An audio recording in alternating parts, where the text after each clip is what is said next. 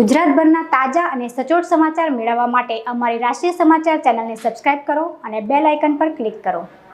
સુરતમાં આજ રોજ શ્રીનાથ કિયા વેસુ અને VIP road circle number 8 Shyamdham મંદિર સર્કલ પાસે Surat police staff PSI S J. Desai તથા રાઠોડ અને શ્રીનાથ કિયાની સર્વે ટીમ દ્વારા નેશનલ રોડ સેફ્ટી વીક 2024નું આયોજન કરવામાં આવેલ હતું, જેના અંતર્ગત પીએસઆઈ એસ.જે. દેસાઈ શ્રીનાથ કિયાના રવિ શર્મા દ્વારા વાહન ચલાવતી વખતે શું ધ્યાન અને સેફટી રાખવી તે અંગે માહિતીનું સર્વે શ્રીનાથ કિયાની ટીમ અને કસ્ટમરને માહિતી આપી હતી।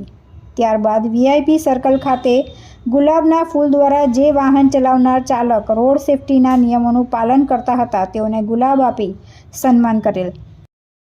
रोड सेफ्टी वीक के तहत हमने यहाँ पर पुलिस डिपार्टमेंट के साथ और पब्लिक प्राइवेट पार्टनरशिप के तहत लोगों में अवेयरनेस करने के लिए कि वो सारे के सारे ट्रैफिक नियमों का पालन करें, मोबाइल का उपयोग ना करें, सीट बेल्ट लगाएं, हेलमेट पहने और अपनी जान माल की सुरक्षा रखें और जो लोग पैदल रास्ते पे चल रहे हैं उनकी भी सुरक्षा का ध्यान रखें। इसी के लिए हमने national road safety week celebrate किया है, जहां पर हम लोगों को ये गुलाब का फूल देके धन्यवाद कर रहे हैं रोडों का नियम पालन करने के लिए।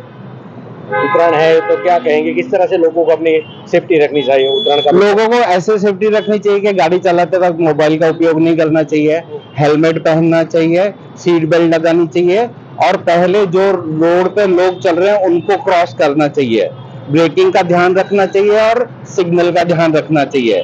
ऐसे करके लोगों को अपनी सुरक्षा और सभी की सुरक्षा का पालन करना चाहिए।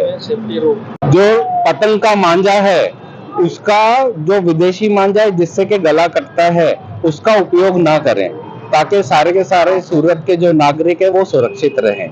हमारा यही औचित्य है। टू व्हीलर चालकने उत्तरायण मकर संक्रांति निमित्ते अकस्मात रोकवा અને માહિતગાર કર્યા હતા। આ કાર્યક્રમને સફળ બનાવવા માટે ટ્રસ્ટીઓ, પોલીસ સ્ટાફ તથા સર્કલ પરના ટીઆરબી અધિકારીઓ અને શ્રીનાથજી સર્વે ટીમ સારી રીતે મહેનત કરી આયોજનને પાર પાડ્યું હતું। તુલસી શર્મા સાથે રાષ્ટ્રીય સમાચાર સુરત।